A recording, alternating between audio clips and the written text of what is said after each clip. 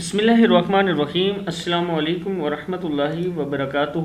عابد راجہ channel کی طرف سے آج میں آپ کو اسم اعظم بتاؤں گا کہ آپ کس لیے کون سا اسم اعظم پڑھا کریں تو آپ کو فائدہ ہوگا۔ اس سے پہلے میں اپنے تمام دوستوں سے گزارش کروں گا کہ چینل کو سبسکرائب کریں، بیل آئیکن پہ کلک کریں تاکہ ڈیلی ویڈیو آپ لوگوں تک پہنچ سکے۔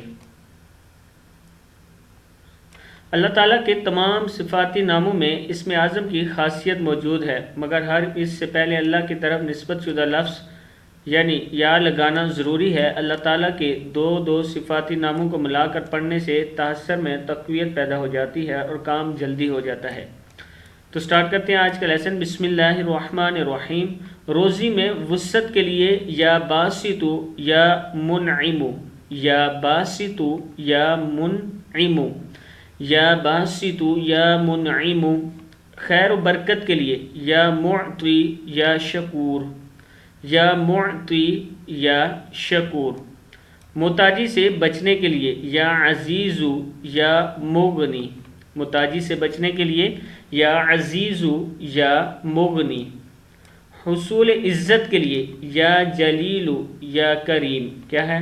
حصول عزت کے لیے یا جلیل یا کریم، ہر دل عزیز ہونے کے لیے یا معز یا رافع، یا معز یا رافع، کیا ہے؟ یا معز یا رافع،